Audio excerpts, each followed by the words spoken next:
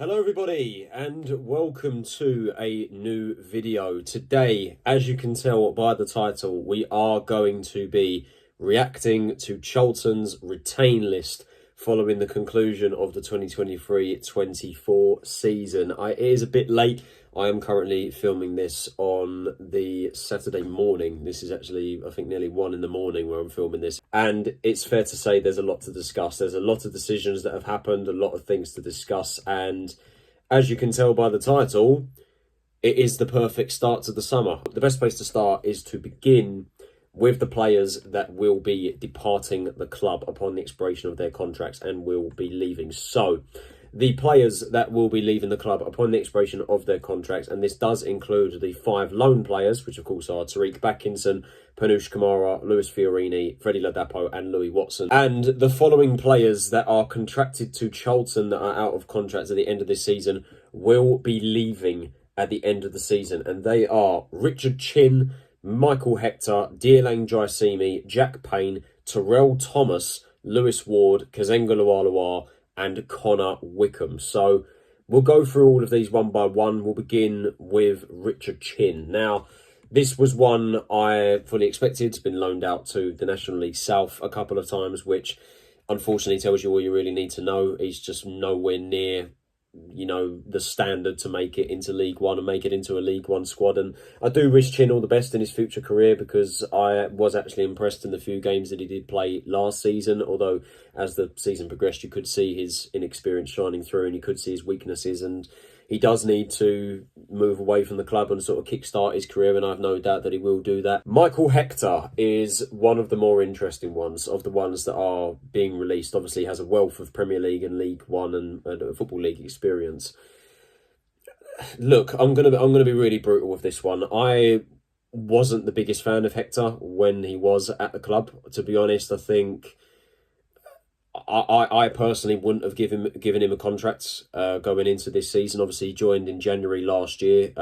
Yes, he was one of the better centre-backs that we had that year, but that, in my opinion, is no achievement considering our defence was pretty poor that season. And, maybe it's just me, but something really struck me the wrong way when Hector signed his new deal this season, which, in my opinion, I didn't think he deserved based off his performances. Yes, as I said, he offers a lot of experience to the team and offered a lot of experience to the team. But it was when he signed his contract, it was announced that he'd signed his deal and he said, oh yeah, it was a no-brainer to sign an extension with Charlton. But he signed his deal the day before his contract was due to expire. So to me, I don't know about you, but I read that as a player that's not really committed to the club and was just looking for a better option, didn't get one, and then just went to the one club that would pay him effectively. And the frustrating thing about Hector is that on paper, he looks like a decent player to have for any League One team. Unfortunately, inconsistencies have really let him down. And this season especially inconsistency has been ridiculous from Hector, to be honest. And he has been part of probably the worst defence I remember from any Charlton side in the club's history, to be honest. And I think it was entirely the right time to move on. Wasn't the biggest fan of him, didn't see the hype around him so that some fans did hold. Don't get me wrong, there were some good performances there, but inconsistencies massively let him down. Deji Elerewe is not a surprise either, and a player that I am very happy to see the back of, to be honest. He will probably go down as one of the worst wingers I've seen in the past couple of years. And the thing is as well, when we signed him back in 2021 on a 3.5-year contract, I know there was a lot of excitement when we first signed him. Realistically, he was a panic signing. You think back then, and we were actually looking to sign about 6 other players ahead of him. And because we were panicking for an extra winger, we thought, all right, he's available, he'll do, sort of thing. And the reality is, in the 3.5 years he has been associated with Charlton, he has not once shown any signs of being a League One standard player, let alone a player that can produce quality for a promotion side. There were glimpses of quality. I remember the outside the boot ball to I nearly said Conor McGrandles. I did this last time in a previous video. Connor Washington, and outside the boot ball to Connor Washington against Wimbledon in 2022, which was a fantastic ball, and I will give him plaudits for that. And of course, the rainbow flick, which tends to come up on my timeline on Twitter a lot when against Morecambe. And the funniest thing about that was, after that rainbow flick, he was tackled and it went out for a throw. So he is probably the definition of a Twitter/YouTube player, compilation player. That is maybe a bit harsh, but look, he did absolutely nothing for me in a Charlton shirt. Wasn't his fan at all. Jack Payne's release is a little bit disappointing for me. Now, the reason why I say that is, don't get me wrong, I think it is the right decision to move on. I don't think he is League One standard, in my opinion, and realistically, he's not going to be good enough for a promotion chasing side, which is what we will hope to be. But the thing with Payne is, I don't think he was as bad as people made him out to be. That might be interesting, but I think he was one of the players that were harshly scapegoated. I felt last season, while he wasn't amazing by any stretch of the imagination, when he come off the bench, and he made a lot of appearances off the bench last season, he looked to do something, and he looked to, he had a lot of high energy, he was high pressing, he was very good in the air for someone that's, 5'3", very small lad, but he could win a lot of headers, and he was, I think, a decent impact off the bench. Like I said, he looked to do something, and he looked to play for the shirt, and I really did like Payne last season, and I was a bit disappointed to see him get loaned out to MK Dons, but he's had a brilliant season at League Two level, and I've no doubt that MK Dons will be looking to sign him on a free transfer. He could very well be playing against us next season if he does get promoted of MK Dons and they choose to sign him, because they are in the playoffs at the moment. They're playing Crawley. We come to Terell Thomas. Now, this is obviously going to be one of the most interesting ones, if not the most interesting ones to talk about on this channel, especially because, look, you guys will know full well that over the 2 years, in fact, that he's been at this club, I have not been his biggest fan at all. I have been a very harsh critic of him. And look, I'm not stupid, all right? This season, he has been much better compared to last season. Personally, last year, I felt for the most part he was shocking. And to be honest, I don't think he deserved a contract extension. I think he got that off of 3 decent games at left back. He really, while in the 3 games he played well, I don't think he deserved a contract extension, and I was a bit annoyed to the fact that he was offered a new deal. But I will give him plaudits for this season because he has been all right. And to be honest, that's all I see it. He's had an all right season. I don't think he's been anything special, but I will say he has been one of the many few players, especially under the Appleton era, when we were under that dreadful run of form. He was one of the only players that actually played for the badge and actually wanted to do something and had the effort and the desire and the passion for the club. I mean, ultimately, he's a Charlton fan. He come through the ranks. He never got to play for the club until last season, where he got that chance and returned to the club. Now it's over, and I will give him respect for that. But someone said this on Twitter, I think it was Jamie Boxall, and I completely agree with it.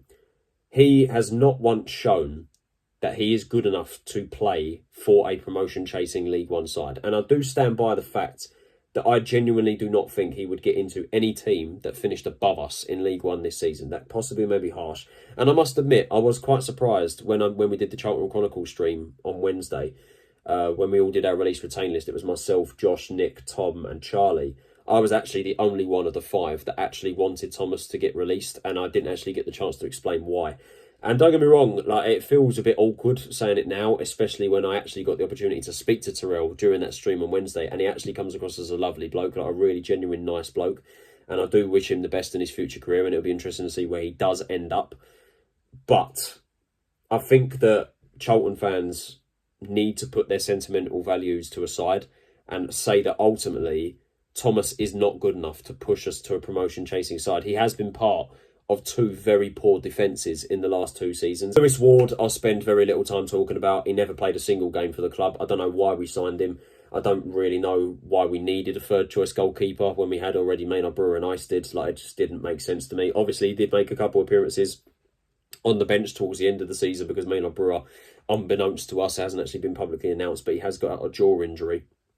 He was on the bench for the last couple of games, but never got a chance to play. Kazenga Lualua, of course, was a Nathan Jones signing, has worked with him in the past at Luton.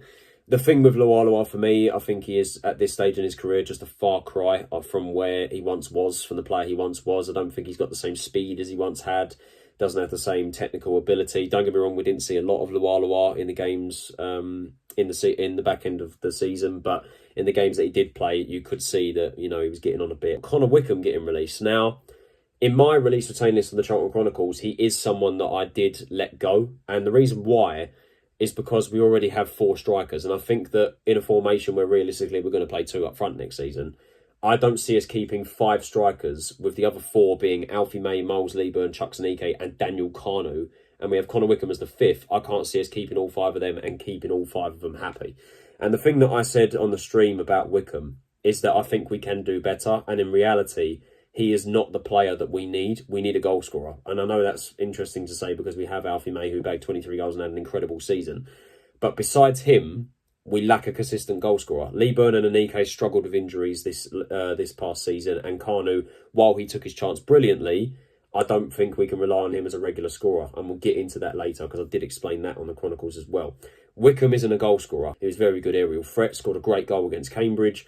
You know, he did look decent. He did play well in the time that he was here. But ultimately, I think we can do better. We need a goal scorer, and Wickham's not it. Of the 5 loans that are leaving the club, the only one of them that I think performed well over the course of the season and would be the only one, or the time that they were here, should I say, and the only one of them that I would actually consider signing on a permanent basis is Tyrese Campbell. Now, that might be interesting, but I did like Backinson in the games that he played this season. He was one of the few players that actually, you know, was vocal on the pitch and actually wanted to do something. I remember in the first few games that he played, he was someone that darted forwards on the attack, but also come back on the defensive. And I think he offered a lot in the midfield. And personally, he would be someone that I would sign going into the season, but as a squad player, I wouldn't have him as a starter. Panush Kamara, I do feel really sorry for, because that man has just been ravaged with injuries the past 2 seasons. And the frustrating thing is, and again, this may be controversial, but I do think he's one of the best technically gifted players I've seen at Charlton in a long time. His technical ability,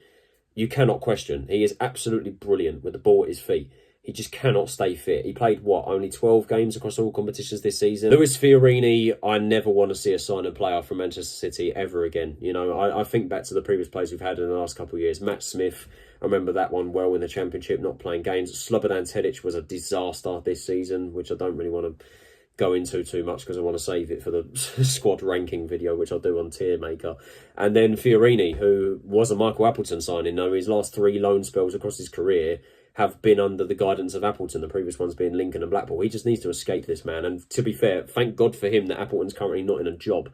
But yeah, Fiorini, he didn't get many games this season, but even in the games that he did play, he's just been an absolute shambles. And it's hilarious that he come off the bench against Wickham on the final day of the season and he smashed a free kick off the crossbar. It was a fantastic free kick.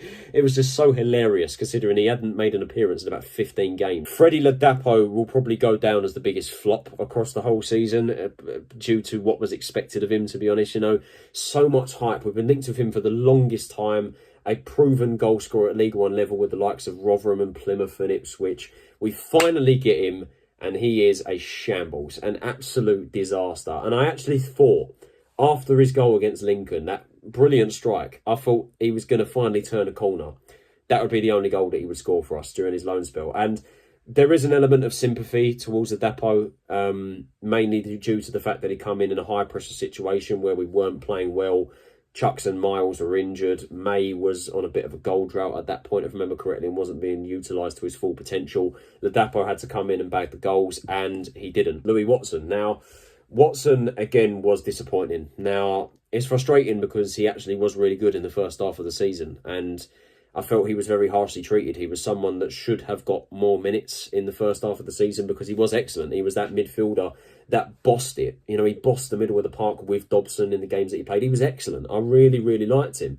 And then in the second half of the season, we just barely saw him. And ultimately, when you go through 3 different managers across the season, you do have to sit there and go, right, at what stage do you then say that there's a problem with the player and that there's an issue with the player? Is there an attitude problem there? Is he not, you know, performing well in training? Is he not putting the effort in? It just shows we don't use the loan market effectively. And I'm really, really happy that Jones is looking to add more, you know, permanent players to the team next season rather than loans. Those are the 5 loans that are gone, and those are all of the players that are leaving the club upon the expiration of their respective deals. I would like to place on record my best wishes to all of them in their future careers and where they end up going. Now it is time to get into the players that have been offered contracts. And I'll spoil it for you right now.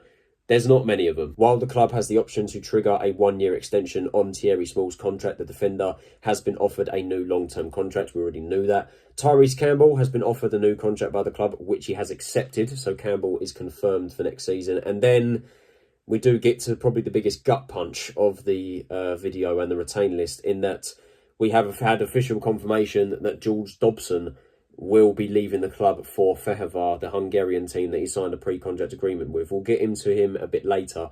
We will start with Thierry Small, who to be honest, is the only player of the January signings that actually proved he can be a decent quality or showed quality, you know, in the second half of the season. And I mean, just by reading this, even if he doesn't sign the long-term deal that the club have offered him, he will be staying next season because the club have the option to trigger that extension, which they said that they will do if he doesn't sign the new long-term contract. So Small, rest assured, will be at Charlton next season, which is delightful news because, like I said, he has been excellent in the games that he's played.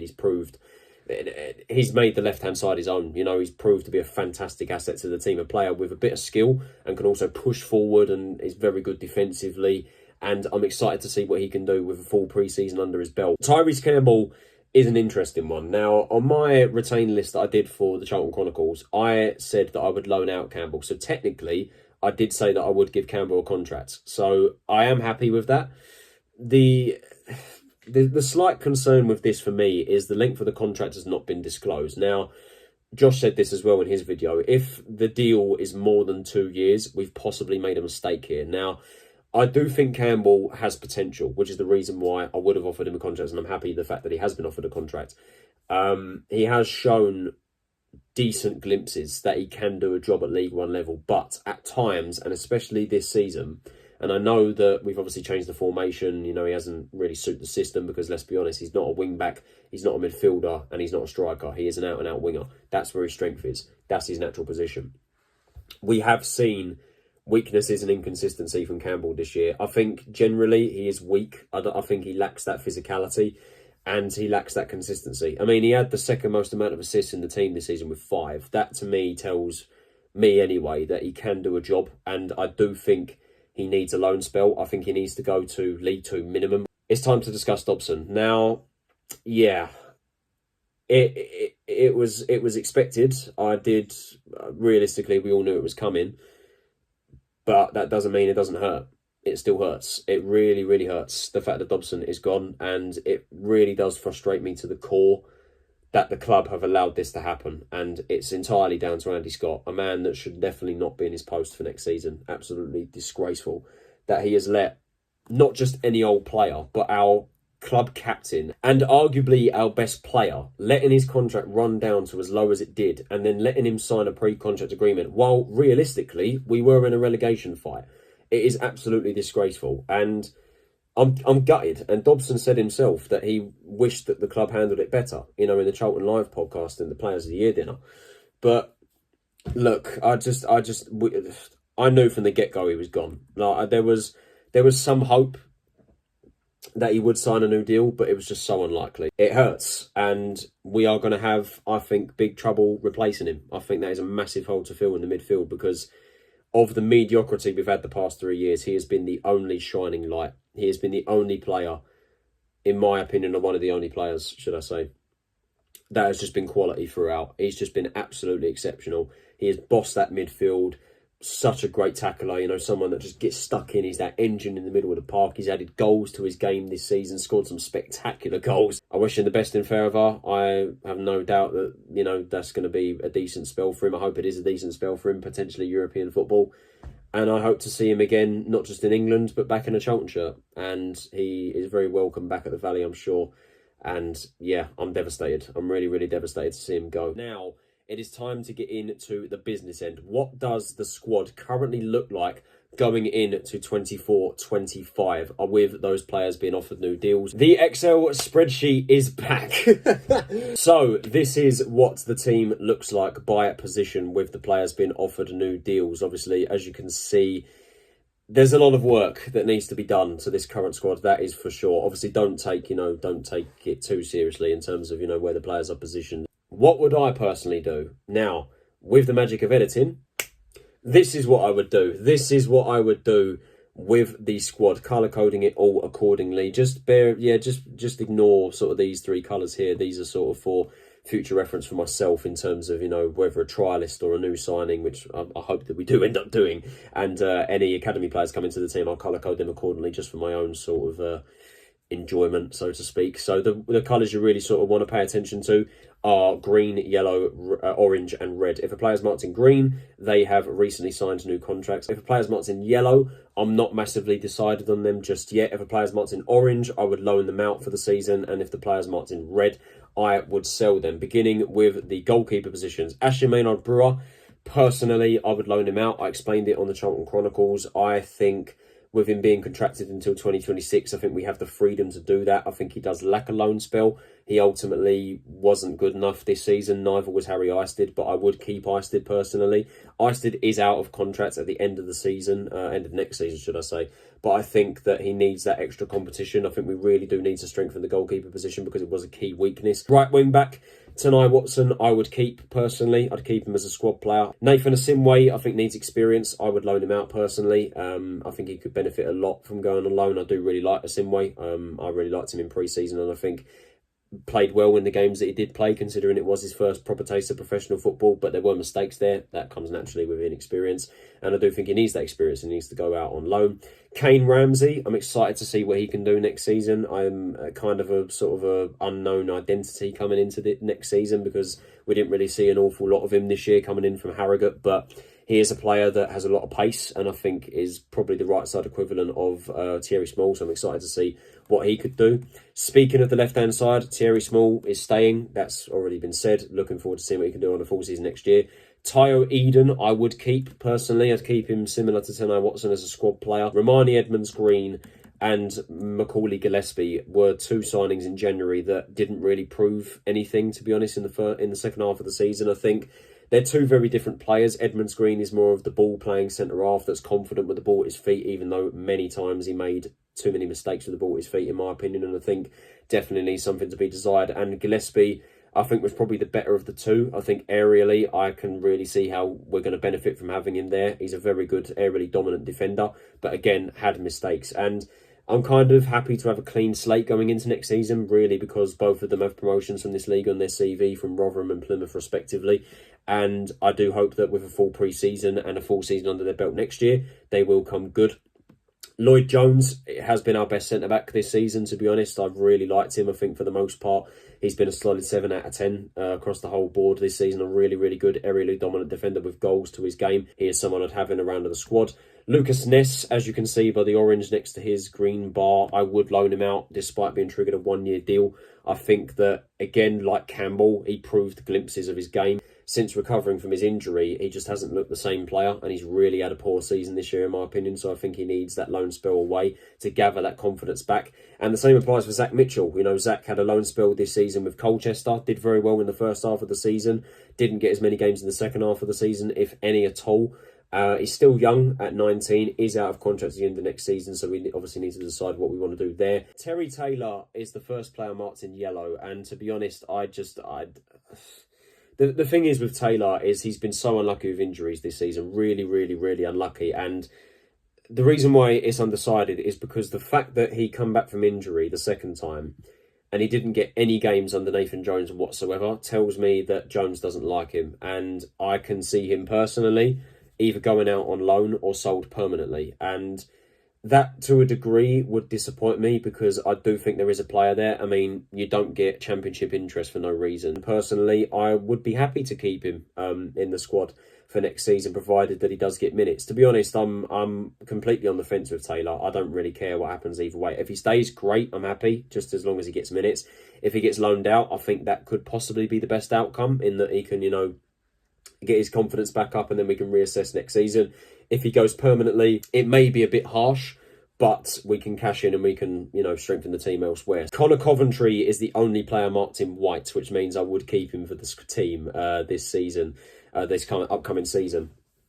I do want to see more from Coventry, though, and that does apply for most of the players. That applies for Edmonds-Green and Gillespie as well, because like those two, I don't think he showed much. You know, I don't think he showed enough. I don't think he showed the player that he's supposed to be. You know, again, I'm not stupid. You know, he has played, you know, at this level before and has played very well at this level before.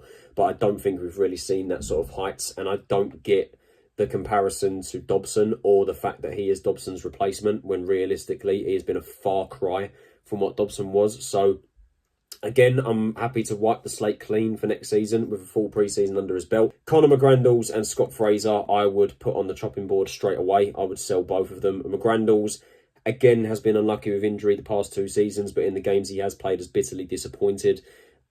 he'd be one to move on massively. Scott Fraser clearly doesn't have his heart set on the club anymore, in my opinion, and has been, again, a big flop for us. Yes, even last season when he had 9 goals and 5 assists, I think his inconsistency was just very, very apparent, and his attitude, I didn't take to that too kindly, cupping the ears to the fans. Aaron Henry, I would either loan out or sell permanently. I think the fact that he went on loan to Crawley Town, who obviously made the playoffs in League Two this season, the fact that he was loaned to League Two and didn't get games for them and ended up in National League with Wealdstone again tells me that his time at Charlton is probably coming to an end. If we loan him out, he needs to go to League Two. We come to Caulker and Anderson. Now, I'm going to talk about Caulker and Daniel Kanu on this channel because I spoke about it on the Charlton Chronicles. I'm going to talk about them two together because, as you can see, I would loan the pair out, and I made the controversial call to loan them out. And I know it is controversial. I know full well that it is, because when I said it on the Charlton Chronicles on Wednesday, I knew that everyone that was around me that I said it to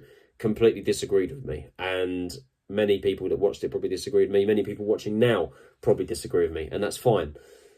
The thing with me is, look, I rate both of them very highly. I rate Anderson, I rate Kanu. I think they both have great potential and they've got a bright future ahead of them.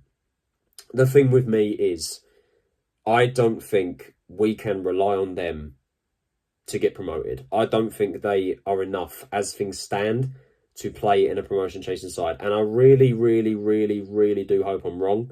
And I'm happy to be proven wrong. I just don't think at this stage they have enough experience. Anderson, he signed a long-term contract in the summer after a great pre-season.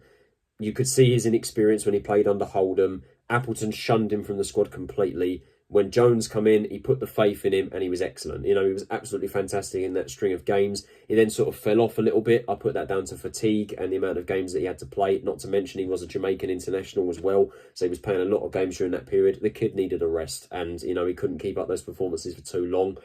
Ultimately, I mean, yes, like I said, I know it's controversial and that he played well.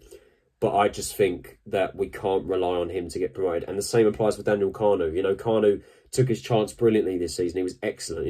He's already been out on loan to Southend and had a great loan spell there. He then comes back to us and he takes his chance brilliantly. When Leeburn and Anike were injured, he scored 6 goals this season. I don't think we can rely on him to be a bagsman and be a regular goal scorer. And like I said, it hurts to say that. I really, really do hope I'm wrong. But I just think that we need, already proven Football League quality that can come in and bag goals. If they both stay part of the squad, I'm happy. Don't get me wrong, I am absolutely happy if they stay in the squad this season. But I just think, for me personally, if it was down to me, I would loan them out. Tyrese Campbell, I've already spoken about him already. I would loan him out. Daniel Kanu, just spoke in length about that. Alfie May, absolutely would keep. He's probably our best player on paper by a country mile. And then to wrap things up, Miles Leeburn and Chuks Anike, I'm undecided over the pair of them. The reason being is because of the injuries. With Chuks, I said it on the Chronicles, I think we would be stupid to let him go with the impact that he has off the bench. He is arguably the best impact sub off the bench in the entire league. And he is a really, really scary player to play against. Defences just can't get near him. Defences hate playing against Anike. And if we get the prime lockdown Anike, we're sold. We are absolutely sorted with the goals that he can score because of the impact that he has. He's got a really, really good impact. And I just hope to God that he can stay fit. The reason he got injured this season in the first place was because Appleton was greedy with him. He got him back from injury and he thought, all right, let's just lob him straight into the first team, knowing full well that he cannot start games regularly because he's just going to break down. And that's exactly what happened. That's the reason why he got injured. So we need to manage his minutes. We need to keep him fit. And if he can stay fit across the whole season, which is very wishful thinking, it's not going to happen. I hope it does, but maybe I'll probably jinx in there. I hope it does happen. We are going to benefit massively from it. And I'm looking forward to seeing what he can do next season if he does stick around. With Leeburn, I really am in two minds because Leeburn, he was excellent last season, bagged a lot of goals, was fantastic in his first season and again was a menace for defenders. This season, not as good, even though, he looked stronger, a looked more physical and looked more hungrier. In terms of performances, I don't think he played as well, but obviously struggled with injuries. He was injured at the start of the season and then got injured against Cheltenham in November and we never saw him again. My question with Leeburn going into next season is whether now is the time to cash in on him. Do we cash in on Leeburn this summer and use it to strengthen the rest of the team? That is what plays on my mind. If he stays, I'm happy. Of course I am.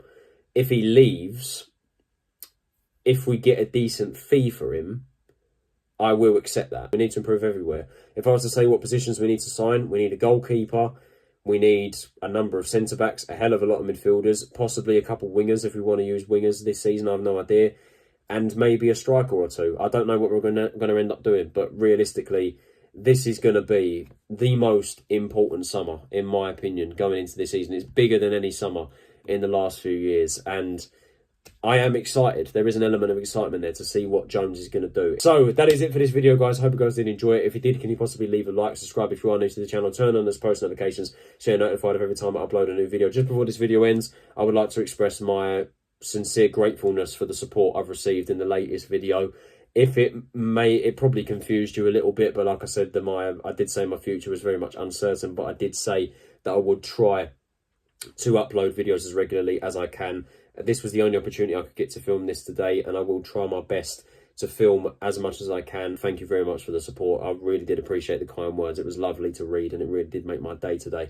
So thank you for that. Thanks again for watching this video, guys. It is greatly appreciated. This has been Tyler Rowlinson. Have a nice day, and I'll see you all in the next video, whenever that will be. Take it easy. Stay safe. See you all then.